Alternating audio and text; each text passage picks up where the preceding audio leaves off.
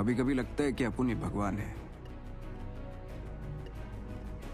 आज से मैं तुम सब लोगों का सर्वशक्तिशाली इकलौता भगवान हूं। ऐसे ही संवादों से नवाजुद्दीन सिद्दीकी ओटीटी लोग के सबसे प्रिय सितारों में से एक बन गए। लेकिन अब सबको चौंकाते हुए नवाजुद्दीन ने ओटीटी जगत को अलविदा कह दिया है। क्या है इसके पीछे की वजह, जानेंगे TFI पर मेरे यानी दीक्षा नेगी के साथ। तो चलिए आरंभ करते हैं। सैक्रेड गेम्स, मेक माफिया जैसे शो एवं रात अकेली है, सीरियस मैन जैसे OTT स्पेसिफिक फिल्मों में अपनी अलग छाप बनाने वाले नवाजुद्दीन अब OTT जगत में फिर कभी नहीं दिखेंगे। उनका मन अब OTT जगत से सदैव के लिए उचट गया है। लेकिन अचानक ऐसा फैसला क्यों? अचानक ऐसा क्या हो गया जो नवाजुद्दीन ने इतना बड़ा फैसला ले लिया, और क्या है इसके पीछे की वजह? ऐसा भी क्या हुआ कि जिस मंच के कारण आज देश का युवा नवाजुद्दीन से भली भांति परिचित है, उसी मंच को वे त्यागने पर विवश हो गए। उन्होंने एक साक्षात्कार में खुद इसका कारण स्पष्ट किया है, वंशवाद और व्यवसायीकरण। बॉलीवुड हंगामा को दिए साक्षात्कार में नवाजुद्दीन बताते हैं, अब ये प्लेटफॉर्म निरर्थक और अनुपयोगी शो के लिए कूड़ेदान समान है। या तो यहाँ पर वो शो आएंगे जिन्हें यहाँ होना ही नहीं चाहिए, नहीं तो उनके वो सीक्वल आएंगे जिनका कोई सर पैर नहीं है। परंतु नवाजुद्दीन यहीं पर नहीं रुके। उन्होंने आगे बताया, जब मैंने नेटफ्लिक्स पर सैक्रेड गेम्स किया था तब एक उत्साह था,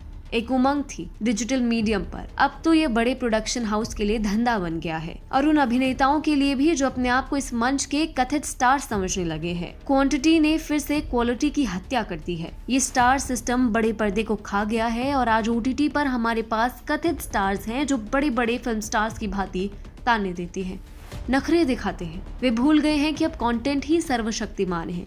वो जमाना चला गया जब स्टार्स का एक छत्र राज हुआ करता था। नवाजुद्दीन अपने विश्लेषण में पूरी तरह गलत भी नहीं है, क्योंकि जिस प्रकार से स्टार कल्चर ने बॉलीवुड का सत्यानाश किया था, वह अब OTT पर भी जगह बना रहा है। व्यवसायीकरण के कारण अब OTT की गुणवत्ता पहले जैसी नहीं रही। दर्शकों को कुछ न कुछ नया परोसने की अंधी दौड़ में नेटफ्लिक्स ने OTT को वास्तव का मच्छी बाजार बनाकर रख दिया है, जहाँ कोई भी कुछ भी कचरा आके परोस जाता है, चाहे राष्ट्रीय स्तर पर हो या अंतर्राष्ट्रीय स्तर पर।